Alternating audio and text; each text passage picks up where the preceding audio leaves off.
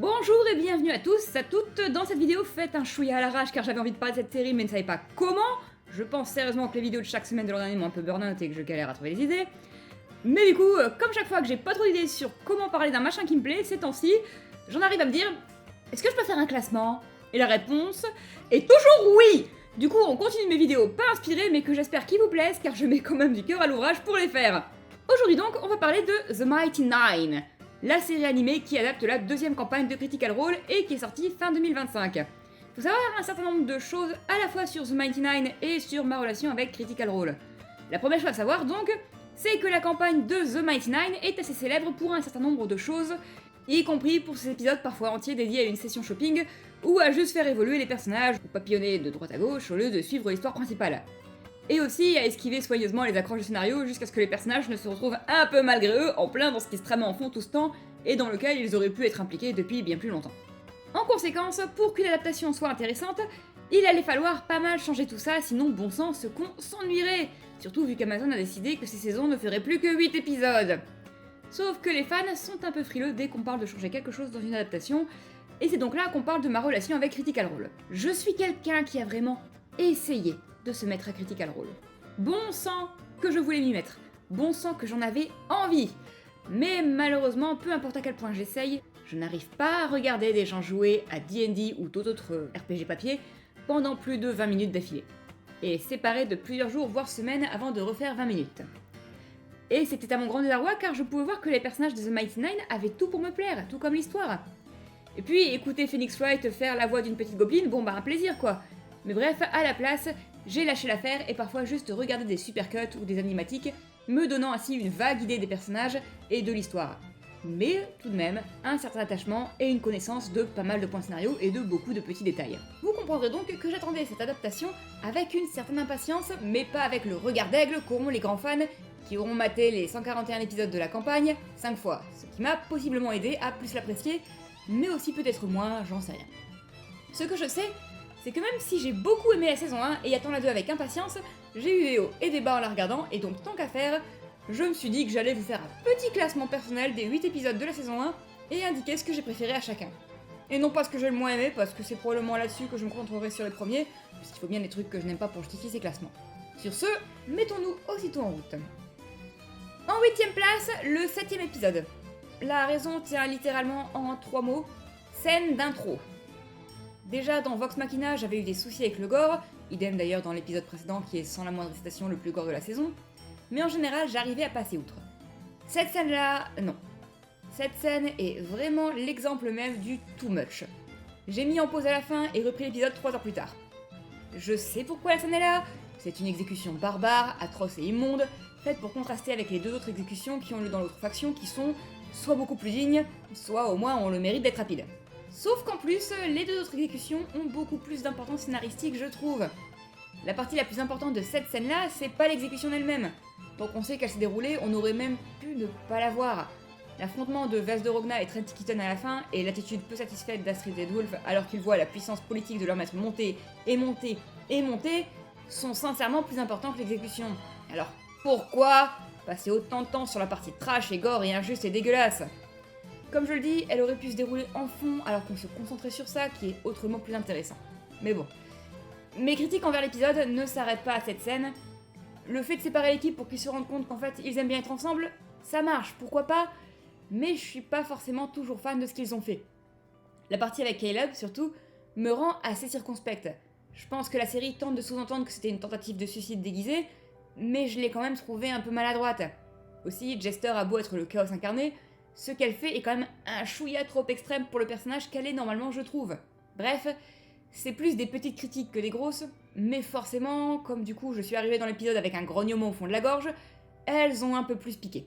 Sinon, l'épisode est très bien, hein. Y a pas de mauvais épisode dans cette série en toute honnêteté. Note m'a arraché le cœur, la partie avec Essek était excellente puisqu'elle nous montre exactement comment il devient le personnage qu'on rencontre normalement bien plus tard dans la campagne. J'ai adoré voir la rage de Jester pour une fois, et surtout pour moi, la meilleure partie est celle qui m'a le plus hypé, et, de façon amusante, celle la plus éloignée de tout ce qui aurait pu se passer dans la campagne. Le moment où Molly décide de suivre Cree pour déterminer ce qu'elle sait sur son passé, et à la révélation parfaitement glaçante qu'il était apparemment l'objet d'un culte parfaitement malsain.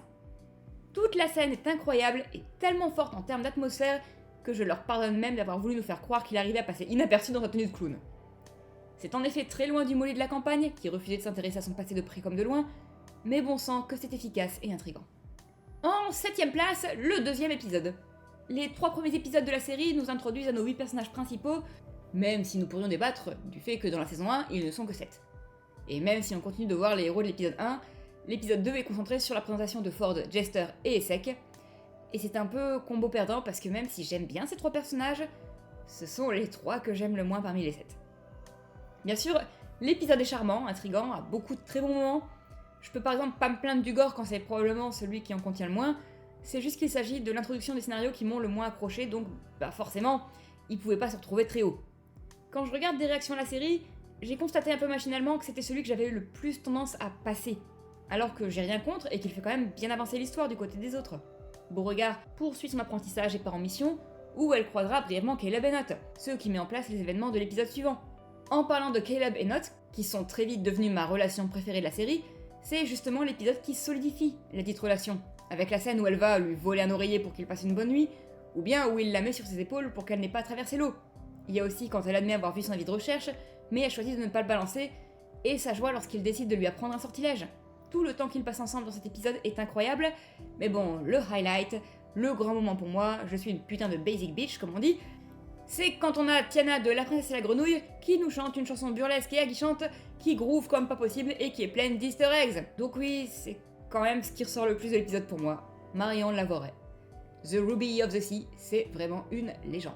En 6ème place, le 6ème épisode. Je vous ai déjà parlé du gore dans cette série ? Y a pas de secret, le 6ème épisode n'est en 6ème place que parce que c'est le plus gore de la saison. La scène d'intro avec Yasha que je suis incapable de regarder, la scène de combat avec les géants qui m'a jumpscare-gorisé, puis à la fin, la scène sur le champ de bataille où putain, y avait pas besoin de nous en montrer autant. Heureusement, ça dure pas trop longtemps. J'ai jamais été aussi ravie d'avoir la fenêtre en pleine gueule pour mal voir mon écran, et c'est dommage, parce qu'en dehors de ça, cet épisode est plein de bonnes choses. Déjà, je trouve que c'est le plus drôle, sans pour autant ruiner l'atmosphère. Le groupe accomplit sa première quête en tant que groupe, et non pas les deux circonstances, et il y a vraiment toutes les meilleures blagues. Le caméo de Night Okiro de Calamity était excellent également. J'admettrais trouver la partie avec l'arrestation d'Ikiton moins plaisante, même si très bien fichue, et surtout ma confusion quant à l'absence totale de questions que pose Essek quand on le vire alors qu'il vient d'avoir une révélation. Finalement, tout est une histoire de mauvais timing avec lui et c'est une tragédie, mais dans cet épisode en particulier, je l'ai trouvé plus frustrante que triste car pour l'instant, rien n'a été fait de sa grande découverte qui aurait pu tout changer. Mais sinon, c'est vraiment l'épisode qui fait le plus Donjons et Dragons d'une certaine façon, et ça restait un vrai plaisir à regarder. Le grand moment fort pour moi aurait pu être la façon dont Ford arrive enfin à se rendre utile et cool pendant plus de 6 secondes sans que ce soit contrebalancé par une humiliation ou un échec, mais j'avoue, malgré mon incertitude face à la façon dont ce point scénario est traité dans l'histoire, ce qui m'a le plus marqué, c'est vraiment le saut de la foi entre Caleb et Beauregard. Ils ont passé l'épisode à grimper en tension et en incertitude l'un envers l'autre. Dairon a dit à Beau de ne pas faire confiance à Caleb, Caleb a vu la tension de Beau comme une possible intention de trahison, dans sa paranoïa, et voilà que Beau se retrouve à devoir mettre sa vie entre les mains de Caleb et qu'il en profite en plus le petit bâtard. Mais malgré ce coup de pute, les deux arrivent à une nouvelle compréhension et finissent même l'épisode en se sauvant la vie l'un l'autre avant de se présenter des excuses. On voit bien là les prémices d'une des amitiés les plus fortes de la campagne, et j'ai trouvé la scène franchement excellente. En 5ème position, le tout premier épisode. Comme je l'ai dit pour l'épisode 2, les 3 premiers épisodes sont là pour présenter notre fine équipe et les mener progressivement les uns avec les autres. L'épisode 1 fait fort en choisissant de nous présenter les personnages qui sont les plus concernés par l'histoire principale. Caleb et Nott forment le cœur de l'épisode, mais l'enquête de Beauregard, qui découvre la corruption dans son organisation, est ce qui est le plus lié à l'histoire à première vue. On ne sait pas encore que Caleb a un lien très proche avec les individus qui ont déclenché le scénario dans la scène d'intro. D'ailleurs, cette scène d'intro, parlons-en. Il savait comment attirer l'attention, hein. Commencer avec le vol du Luxon Beacon était une idée brillante pour faire comprendre les enjeux de la guerre qui se profile, montrer la Consecution, puis faire en sorte que les voleurs soient Astrid et Ed Wolf, des PNJ assez importants dans la campagne, permet de tout de suite faire comprendre ce qui se passe, et en plus la scène d'action est extrêmement cool, et j'aime beaucoup qu'un des premiers sorts qu'on voit soit une version un peu modifiée de Featherfall, notamment parce qu'un des derniers sorts qu'on verra de la saison sera l'exact même sort, mais utilisé très probablement, vu la couleur de la magie, par celui qui l'a inventé. Et d'ailleurs, en parlant de magie, dès cet épisode, on peut voir à quel point la magie est personnalisée, et c'est un des trucs que j'ai préférés. L'introduction de Caleb avec Nott nous montre également très vite les forces et personnalités des deux personnages.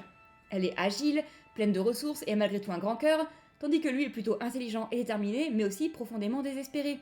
Il voulait nous arracher le cœur dès le début, les salopios. De la même façon, Beau nous est montrée comme arrogante et impulsive, mais aussi comme très très loin d'être bête et avec le cœur au bon endroit, en plus de nous donner un très joli duel avec Owelia. On a bien sûr également l'introduction du méchant le plus immonde probablement de tout Critical Role. En tout cas, c'est un des rares où je vois à peu près tout le monde être d'accord pour affirmer que c'est une raclure qui doit absolument crever dans notre souffrance. Et on ne peut pas dire qu'il rate cette intro. Il y a même un petit caméo de Yasha à la fin qui servira de fil rouge régulier dans la saison jusqu'à mener à sa conclusion. Donc oui, en tant que premier épisode, je le trouve pas loin de la perfection en toute honnêteté. Mais c'est précisément ça, un premier épisode. C'est une accroche, c'est un début. L'épisode est excellent, mais il n'achève et n'explique rien, et c'est par nature, mais c'est justement pour ça qu'il ne pouvait pas être beaucoup plus haut que ça. Je pense que si je dois choisir son moment le plus marquant pour moi, ce serait vraiment l'invocation ratée de Frumpkin. Je chiale, bordel. En quatrième place, l'épisode 3. Si l'épisode 1 est dédié à Caleb, Note et Beau, et l'épisode 2 à Ford, Jester et Essek, alors l'épisode 3 n'est là que pour un seul personnage, Molly Moke T-Leaf. Et quelle introduction! Oui, bien sûr, il partage un peu la vedette avec les autres membres de l'équipe, qui arrivent à Trotton Wall pour des raisons qui n'ont, pour la plupart, rien à voir avec lui, mais l'épisode est vraiment dédié au personnage. Et il fait quelque chose de très malin qui me fera toujours penser à un certain maître du suspense. Si vous avez une bombe qui doit exploser, ne laissez pas ça une surprise. Dites à l'audience qu'il y a une bombe. Comme ça, cette audience passera toute la scène à se demander quand et comment elle va exploser. L'épisode 3 commence en nous montrant le désastre, la tragédie dans laquelle s'achève la pire journée de Molly Moke T-Leaf. Puis on revient en arrière et on voit cette journée jusqu'au moment de la tragédie. On voit un homme pas loin d'être parfait, proche de toute sa famille d'adoption, absolument adorable, en train d'aider tout le monde, aimé, respecté et prouvant qu'il mérite ce respect. Il fait tout pour que le spectacle soit un succès, pour pouvoir rendre à ce cirque qu'il aime tant le bien qu'il lui a apporté. Il refuse d'arnaquer un miséreux, il met fin aux tensions et évite les affrontements, et j'en passe. Tout ça pour que nos héros, parfaitement accidentellement mais tout de même, ne réduisent tout en cendres, en provoquant une catastrophe qui va tuer l'intégralité de ce cirque. De ces gens qui aimaient tant Molly, et que Molly aimait en retour. Et on sait dès le début que ça va finir comme ça, on ne sait juste pas comment. On voit donc ses relations et ses sourires avec une boule au ventre. Je n'ai vu personne sortir de cet épisode sans vouloir faire un énorme câlin à ce tieflin beaucoup trop bien pour ce monde pourri. Ce n'est néanmoins pas tout ce que fait l'épisode, même pour Molly, qui a aussi l'occasion de nous montrer qu'il cache quelque chose, peut-être même à lui-même, vu que lorsqu'il se retrouve blessé, quelque chose semble prendre possession de lui et le faire tuer son plus proche ami. Mais on a aussi, une fois de plus, la relation entre Note et Caleb, la suite de la quête de Beau, le rencard entre Ford et Jester, et le premier lien entre Caleb et les Volstruckers qui est établi quand il panique en voyant celle qui est ici à la poursuite de Beau. En vrai, si Owelia avait pas été là, il piquait ses scarabées maintenant, et la tragédie de la soirée n'avait pas lieu. Bref, l'épisode 3 est donc l'introduction de Molly et ce qui colle notre groupe ensemble. Il est auto-contenu, avec presque toutes les scènes qui se déroulent à quelques mètres les unes des autres, et c'est un vrai succès. Il est vraiment efficace et excellent. La raison pour laquelle il n'est que 4ème, c'est comme dans l'épisode 1, c'est encore de la mise en place. Mais c'est aussi parce que, quand même, il y a tout le monde qui est un peu con dans cet épisode. Toya précise bien qu'il faut que les scarabées soient gardés à tout moment, pourtant il n'y a personne devant l'endroit où ils sont rangés. Beau choisit à 2 reprises d'attaquer avant de questionner, Caleb prend beaucoup trop de scarabées, Note vole la perle à Beau juste pour l'emmerder alors qu'elle en a rien à foutre, et même à la fin, c'est moins sa faute, mais Ford qui tombe sur Caleb et donc l'empêche de régler la situation en se débarrassant d'une ergalide, juste merde quoi. Le grand moment fort de l'épisode, c'est clairement le moment d'éveil des pouvoirs de Molly, cette transformation Magical Girl ultra glauque qui m'a fait crier d'enthousiasme. Mais petite mention honorable à cette blague qui passe aussitôt mais que je trouve beaucoup trop drôle. Stop! We have a problem. The illusion has disappeared. Fuck, he's good. En 3ème position, l'épisode 4. Juste après l'épisode 3 vient le véritable épisode de consécration de l'équipe, à savoir l'épisode 4, où nos héros disparates et pas forcément en très bons termes vont devoir s'unir pour s'échapper de prison et prouver leur innocence dans le massacre du cirque. Parce que bon oui, techniquement c'est leur faute, mais c'est pas eux qui ont tué ces gens, hein, c'est le Nergalite. Sauf que c'est eux qu'on accuse parce qu'il n'y a aucune preuve de la présence de la bête. Ils ont tous un peu leur priorité, Beau veut récupérer sa perle, Caleb son amulette qui lui a été confisquée, tout ça, et alors qu'ils vont confronter la bête et espérer sauver la petite Toya au passage, on voit également Essek commencer à se demander dans quoi il s'est embarqué. Il voulait un partenaire de labo, Trent Tikiton n'est pas un bon partenaire de labo. Mais c'est aussi la première fois qu'on voit un peu le talent du vieillard pour manipuler les gens, et tant mieux, parce que ça va être croissant dans les épisodes qui suivent, jusqu'au tout dernier. Ce méchant est vraiment flippant parce que c'est pas juste un magicien surpuissant, c'est le plus grand manipulateur de la série, et c'est le premier aperçu qu'on en a vraiment, plus encore que dans l'épisode 1. Du côté de nos héros, tout n'est pas rose. Malgré une scène de combat excellente où tous apprennent à travailler de concert, ils n'arrivent pas à sauver Toya. Plusieurs personnages se rapprochent, on commence à avoir de gros indices sur les horreurs qui se trouvent dans le passé de Note, qui a une très jolie scène avec Jester, on a des tas d'indices sur le passé de Caleb également, et j'aime tout aussi bien sa discussion avec Beau où elle remarque ses bandages, que celle qu'il a avec Molly, qui amène à beaucoup de questionnements. Notamment, j'aime beaucoup le petit hareng rouge qui nous est donné avec le passé mystérieux de Molly, semblant sous-entendre, au point où on en est, qu'il serait une âme consécutée, j'ai pas regardé comment ça se dit en français, bref, même si le reste de la saison prouvera bien vite que ce n'est clairement pas ça. Et bien sûr, il y a la conclusion, le cliffhanger, durant lequel Owelia, toujours à la poursuite de Beau, trouve l'amulette et identifie Caleb qui, d'un coup, lui semble une proie encore plus intéressante que... Pourtant, la moine qui a possiblement le nom de son chef. J'ai hurlé devant mon écran, je n'ai jamais autant attendu un épisode que l'épisode 5, je vous jure. Maintenant, le grand moment de l'épisode pour moi... Dur à choisir, mais je pense que je vais prendre la solution de facilité et mentionner le combat contre le Nergalid. Tout particulièrement le double finish de Molly et Caleb à la fin, qui était incroyablement cool. En deuxième position, c'est le 8ème épisode, le dernier de la série. Non mais déjà, c'est Ocean's 11, ou devrais-je dire Ocean's 9. Notre petite équipe a décidé d'aller voler l'artefact le plus gardé qui soit. Il y a donc un plan très élaboré, qui va forcément capoter régulièrement. L'épisode est impeccable sur des tas d'aspects, notamment en nous montrant les différentes forces et faiblesses de chaque personnage. Molly, qui arrive à nous retaper entièrement une calèche pour mettre en place le plan, Note et ses acrobaties en plus de son talent pour l'alchimie, Beau qui, forcé de jouer le rôle de la gosse de riche au gala, nous présente la merveilleuse Tracy qui est même capable de tromper la vigilance d'une Voltrucker comme Astrid, puis de se battre contre elle à armes égales, Jester qui finit par enfin avoir une réponse de son dieu après la saison entière passée à subir son absence, Ford qui se transforme en Caleb pour appâter Keaton, Caleb qui retire les pièges magiques d'une salle entière, met temporairement à terre 2 Voltrucker, puis réutilise ce Featherfall modifié que j'avais déjà commenté dans l'épisode 1, on les voit tous briller, et échouer à la fois. Molly se retrouve confrontée à Vess de Rogna, la personne qui a apparemment tué celui qu'il était avant, et c'est seulement en perdant le contrôle de lui-même qu'il la repousse et la situation le secoue très clairement. Note manque de perdre courage devant l'eau des égouts, puis condamne Caleb immédiatement à la fin, même si le fait qu'elle n'en parle pas aux autres montre qu'au moins elle est prête à l'écouter. Beau est trop impulsive, nous montre qu'elle cache encore beaucoup de choses à son propre sujet, Jester finalement n'aurait pas pu s'en sortir sans sa divinité, Ford apparemment met en place le plan beaucoup trop tôt vu la réaction de Beau quand elle le voit transformer en Caleb, puis cède à la pression de son patron qui n'a pas l'air très sympathique, et Caleb, confronté à l'homme qui a abusé de lui et l'a manipulé toute son adolescence jusqu'à ce que son épris se brise, est incapable de réellement lui faire face et marche droit dans la paume de sa main. Il aurait peut-être pu vraiment merder si ce n'était pour Essek et son équipe qui arrivent pour récupérer le beacon. D'ailleurs, damn ce que ce moment a fait parler! J'ai plus vu ce screenshot que l'intégralité du reste de la série. Je sais que vous adorez Shadowgast les gens, mais quand même, est-ce vraiment un meet cute quand l'un des deux n'a même pas vu le visage de l'autre? Et bon, la bataille de magiciens entre le groupe d'Essek et Trent, Astrid et Edwulf était complètement dingue! Ils ont vraiment adopté l'idée comme quoi il y a rien de plus sexy que les magiciens. Hein. C'était le grand moment d'un épisode pourtant plein de grands moments. Je n'ai presque que des compliments à offrir à l'épisode, même la conclusion avec Yasha, après l'avoir vue comme cette menace impotente tout au long de la saison, était incroyablement bien jouée. Donc oui, presque que des compliments. Presque. Si je n'avais que des compliments, ce serait peut-être l'épisode numéro 1, mais en fait j'ai 2-3 reproches à lui faire qui sont sans doute dus à un manque de temps, et c'est que plusieurs setups n'ont pas vraiment de chute. Le conflit entre Ford, Caleb et Note au début n'est jamais vraiment résolu. Ils décident juste de se sortir les doigts du cul au bon moment. Le fait que le plan de Note se retrouve détrempé et illisible ne joue aucun rôle à part une blague. Comme tout le suspense de certaines scènes jouait avec le fait que l'audience pense que Ford est en fait Caleb, on ne nous dit jamais où il est et ce qu'il fait, sauf que du coup à la fin de l'épisode on ne sait toujours pas ce qu'il faisait tout ce temps, ni même comment il est arrivé là où Note devait lui ouvrir. Aussi, faut quand même le dire, les Voltrucker et Trent enchaînent les Nat One pour que le plan fonctionne. Bref, c'est des broutilles, mais c'est ça qui l'empêche d'être à la première place.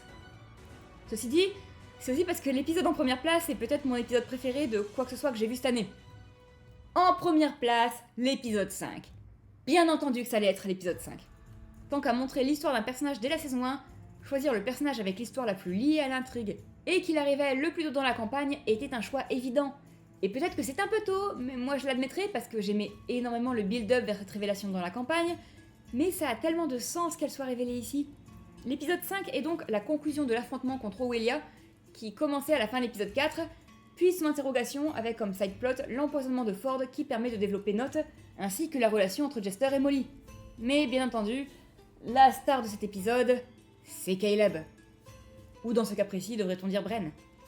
Tout l'épisode est fait de transitions très cool entre le jeune Bren plein d'espoir et la coquille fatiguée et au regard tantôt triste tantôt froid qu'est Caleb. On voit la façon dont Trent Tikiton est allé chercher ce gentil garçon de ferme avec un talent pour la magie et en a lentement fait une machine à tuer parfaitement impitoyable, poussant sa loyauté de plus en plus loin pour qu'il ne se pose jamais de questions, qu'il n'ait nulle part où aller, l'isolant avec juste ses deux semblables pour qu'ils ne puissent se reposer que sur lui et eux-mêmes, lui nourrissant sa propagande impérialiste jusqu'à ce qu'il soit le premier à la ressortir, puis lui donnant sa tâche ultime, tuer ses propres parents sur de fausses accusations. L'épisode est incroyable. J'ai parlé des transitions, mais je ne peux pas assez les complimenter, tant les parallèles entre passé et présent sont bien fichus.